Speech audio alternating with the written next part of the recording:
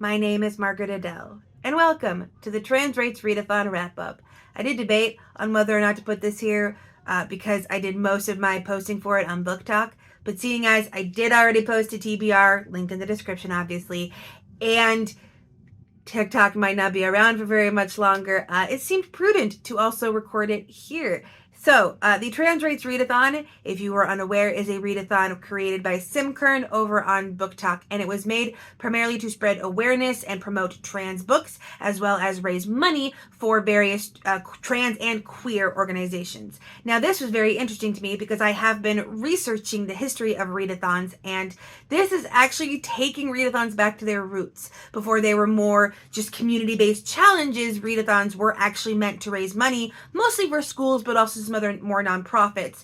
And this one, being decentralized, means that no one had to stick to a specific organization. You could go with one of your local organizations, and you also did not have to use a specific method of raising money. There was some level of assumption that you were going to raise money. That's probably the biggest thing, is actually donating money based on what you read. But for example, someone else could say, I'm going to donate $20 to the Trevor Project for every book I read, whereas I said I am going to donate 5 cents for every page I read to Clock Inc., which is a local youth center for LGBT youth.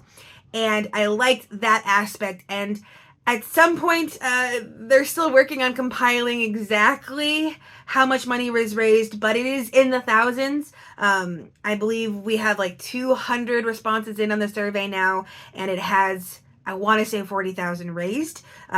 Some of the bigger creators use their big platforms to be like, hey followers, you can match my donations. And I actually did have someone donate to Clock Inc. for me as well, which is so sweet. I love it. Thank you.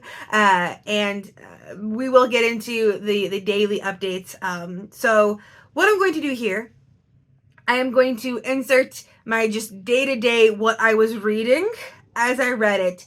And at the end, I am both going to talk about overviews of the books, as well as, yes, some of the discourses that got brought up during this, because there were some discussions and we need to talk about them. First day of the Trans Rights Readathon. I started with 100 pages of Home Within Skin by Gem Zero. I really like the second person POV. It mimics the protagonist dissociating, and also, great sex scenes. It really does come across like a monster fucker book, and I like that in my alien romances.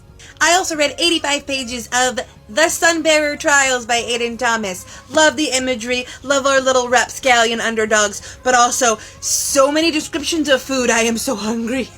185 pages read means I've raised $9.25 for Clock Inc., and I really do like counting it by pages because it's really simple to be like, oh, you know what? I can knock out 20 pages right now. That's another $1, and it is so incentivizing. How's your readathon going? Day 2 of the Trans Rights Readathon. I read 135 pages of Home Within Skin by Gem Zero and finished it. They were chaos messy queers until the end. I love that journey for them. I also got another 21 pages of The Sunbearer Trials by Aiden Thomas read, and I already cannot wait for the moment that Aurelio reveals his true feelings for Teo. It's going to be so delicious. This means that I read 156 pages and raised $7.80 today. This means that I have read 341 pages overall and raised $17.05. And I continue to love my fundraise per page format. I actually might beat my goal of 1,000 pages and $50. I am hype. Of the Trans Rights Readathon. I read 147 more pages of The Sunbearer Trials by Aiden Thomas. The queer romance is queer romancing. Love that for me. But also, I'm really anxious because I'm over halfway through, and I just remembered that one of the named characters has to die because Sunbearer Trials are about sacrifice. And I am anxious. 147 pages means that I've raised $7.35 today, meaning a total of 488 pages and $24.40. I am almost halfway to my goal, and we still have 4 more days left, so I'm feeling pretty good about it. Day 4 of the Trans Rights Readathon, and I decided to start a new book, and not because I was getting really anxious over how Sunbearer Trials was going to end. Okay, a little, but also I just wanted some sci-fi. So I read 153 pages of Azarin Blues by Al Hess. Quick question, does it count as a love triangle if one of the participants is an AI in the protagonist's head? 153 pages means that I've raised $7.65 today for a total of 641 pages and $32.05. I am also realizing that there's no way I'm going to get to all of the books on my TBR, so I'm going to have to start making some tough choices. Day 5 of the Trans Rights Readathon. I read 158 pages of Azarin Blues by Al Hess and finished it, and I discovered a new favorite character archetype, the holographic genderqueer barkeep of an illegal speakeasy. 158 pages means I've raised $7.90 and a total of 799 pages and $39.95. Definitely on track, over track actually, but I still have to make those hard choices. My hope is to finish Sunbearer Trials and read Sir Cali in its entirety over the weekend, which would definitely put me over my 1,000 page mark, and I'm definitely not going to get to the Witch King, but I'm still feeling pretty good about all this. And if anyone is able to stick exactly to the TBRs they make for themselves, please teach me your magic. Day 6 of the Trans Rights Readathon. I had intended to read a lot today. I did not do that, but I did finish the Sunbearer Trials by Aidan Thomas, and yeah, that was a lot. Also, I got a lot of Spin the Dawn vibes from it for a reason I haven't fully parsed out in my brain yet. I read 148 pages and I raised $7.40 for a total of 947 pages and $47.35. I am still going to start Sir Cali tomorrow. Even if I don't finish it within the realm of the readathon, I will still do the page count for it. Although I also might just finish the book and then donate the money based on the page count for all of the books put together. I've been mutuals with this author for too long to not read their book. Day 6 of the Trans Rights Readathon, and I started Sir Cali and the Champions of Helston by Esme Syme-Smith.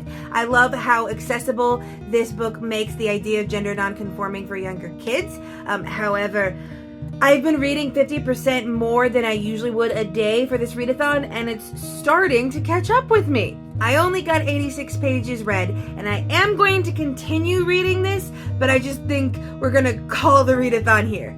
Good news is I did meet my goal. I read 1,033 pages for a total of $51.65. I also discovered the organization I'm donating to maintains a standing clothes closet for kids trying to transition between gender identities, so I might see if I have anything to donate in that respect. Thank you so much for following me on these updates. I am now going to take it a bit slower as I prepare for the next readathon I'm jumping into in April. Why do I do this? So like I mentioned before, first I read Home Within Skin by Gem Zero. This was our kitschy alien sci-fi romance, only you're not supposed to call them aliens. It's a whole thing. Ari, I think that's how you're supposed to pronounce it. 3 R's, speculative words, are definitely a marginalized class in this universe, even more so than our trans protagonist. And it was a lot heavier than I was expecting, which, yeah, there was like some warnings, but you never quite know going into a book, even with those warnings. Is it like just gonna be a quick mention, a subtle theme, or is it like the primary theme? Like there's 2 separate conversations going on there, and this one was very heavily focused on mental health issues and speculative sci-fi racism, that whole shtick. The ending was one of those, it's the best ending we're gonna get right now, and that's kind of just how it's gonna go kind of things. So definitely a more realistic alien sci-fi romance. That doesn't make sense now that I say it. However, the smutty sex scenes were properly smutty sexy. Always love that. I always love when the sci-fi romance goes full proper alien and actually gives the alien like different parts. I don't just want a dude or something in a different color. I want like full alien. Like this almost reads as a monster fucker book. Or honestly, it could read as a monster fucker book. And I love that. That's awesome. And I do have other books by this author on my TBR. And it looks like they do a lot of queer paranormal romance / like trans stuff / disability stuff. It's a good author to have on the back burner for when I inevitably want to do another disability and genre fiction book, or a trans list, because it just occurred to me throughout all this process, I've never done a recommendations video for trans books. I don't know why. I definitely have enough now. Next up, I read Azarin Blues by Al Hess. Not only has this been on my TBR for a while now, but it also helped with a pop sugar prompt. 2 birds, 1 stone. This is a slight sci-fi, one of those sci-fis where it's not too far in the future, all about a secret decoist named Reed, who is kind of hiding who he is, because this is a world where things have been washed out color-wise. Everyone is expected to live in white houses with beige couches, and to want to wear bright, colorful colors and have tattoos is very faux pas, if not illegal, but very like stigmatized. So again, more speculative stigma. But he ends up with an upgrade to the AI in his head. Everyone has to have an AI in their head, and his AI starts becoming more sentient and falling in love with him. And I'm just wondering, again, is it a love triangle if one of the triangle is an AI in another person's head? I feel like Stephanie Meyer brought that up in The Host, but I don't know that we ever landed on a definitive answer. Still, I loved the world of it. The thing is, though, I liked the ending of it. So much so that I don't know if I need to continue with this series. And this has happened a couple times where I actually liked the first book in the series, but it didn't really leave me wanting the next book regardless, where I'm like, oh, this feels complete. This feels good. This feels like we can call it here. Maybe I'll keep it on, again, the back burner as a possibility. I did it with another book by this author too, which I'm realizing. They also wrote a cozy apocalypse that I read the first one of. I was like, yes, good. That feels satisfying. I don't need to continue. And I don't know if it's just a me thing, or I don't know if the author is just writing such satisfying endings for the first book in the series that they're forgetting to leave that little bit open-ended to propel you to read the next one. But I loved Azarin, Golden Retriever AI, perfection, queer romance, multiple queer romances, fantastic. I might continue with this series just to get back into the world with those characters more than any real desire to see a new plot, but who knows? I've got a little bit of space on my series spreadsheet. I could probably fit it in. Up next, I finished The Sunbearer Trials by Aiden Thomas. This was one of the big ones. This was one of the most recommended, most talked about on the most TBRs books of the entire readathon, which makes sense. Aiden Thomas is a big name in trans literature specifically, and I'd loved Cemetery Boys, so this made a clear sense. And I mentioned in that video that it gave me a lot of the same vibes as Spin the Dawn. It gave me a lot of the same vibes, and I think I finally figured out why. Because both of these books deal with obviously non-European fantasy cultures, but the first book in the duology, because they are both a duology, involves a kind of formalized competition. Now, granted, they're very different. The Sunbearer Trials versus the Project Runway style thing that this one is very different, and obviously the Sunbearer Trials has a lot more queer representation, but the sudden shift, and I can't say a lot without spoiling things, but plot-wise, things go off the rails in both books to the point where what originally was the whole point, the competition, suddenly becomes a side story and a much bigger story, and presumably, like the sequel to this one, the sequel to Sunbearer Trials will focus purely on the fallout of all the things that went wrong after the competition. And I'm really excited for it. I did guess part of it, but I did not guess another part of it. There was still a surprise, and I'm still intrigued, and I definitely want to read the next one. But that ending kind of kicked me in the face, and I started slightly edging towards the slump. And then I started Sir Cali and the Champions of Helston by Esme Symes Smith. I was like, oh, this is a mid-grade. It'll be pretty quick. But I forgot that this is directly tackling sexism and patriarchy. And like, yes, it's tackling it in a very mid-grade friendly way. But by that point, my brain is like, we need the happy book, please. And I do still intend to read this. I got 86 pages in, which is why I'm really glad I went with pages, because the money still counted up even if I didn't finish a book. Which in the future, if anybody else is going to try a readathon, that's again what I would suggest, going by page or chapters rather than by whole books, because I saw a lot of people that were like scrambling to only read short books so they could get a lot more books read, where like a lot of the big faves were longer books. So I don't know. I think I would, as long as I'm doing a fundraising version of something, I would go with a shorter version. I don't know if I want to try to push through and finish this by the end of the month, because I do have a readathon starting in April. And I think if I'm less than halfway through this, if I then pick it up in April, I think it still counts for the readathon. I'm not sure, but I am definitely not that far into it. I am liking it so far. I see the possibilities, and I've heard great things about it, and I've been mutuals with the author for forever, so I really need to get on this. Sorry, Esme. But it is adorable. I have the fancy, I'm so annoyed though, though I have the fancy tassely bookmark, there's a sticker on the front cover. Why you do this, bookstore? This also is for a Pop Sugar prompt, by the way. This is fulfilling the prompt of bought at an independent bookstore. The same bookstore that put the sticker on there. Like, I don't need you to tell me it's signed. I see that it's signed.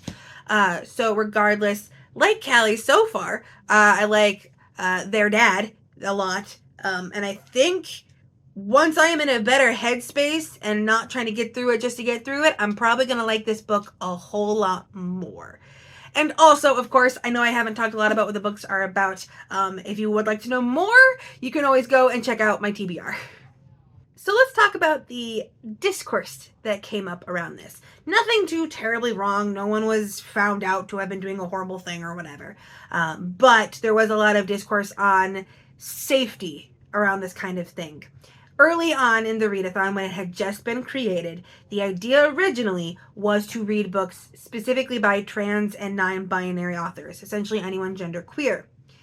And this was done with very good intentions. However, as some authors pointed out, and as ended up happening, this meant that a lot of readers were purposefully seeking out a lot of personal information about authors. And in some cases, there were authors that had originally been more out about their gender nonconforming and then had pulled back on it, but they were like finding old tweets and bringing it up.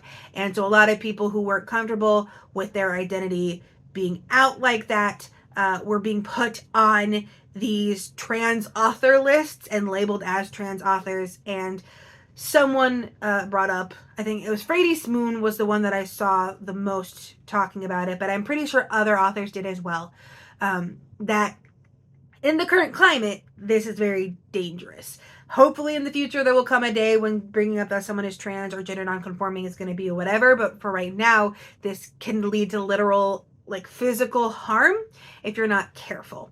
So then things were altered, and they said, okay, trans books can be defined as any book by a trans author. So if a trans author is writing books with a cis protagonist, or any book with trans or gender nonconforming characters within them.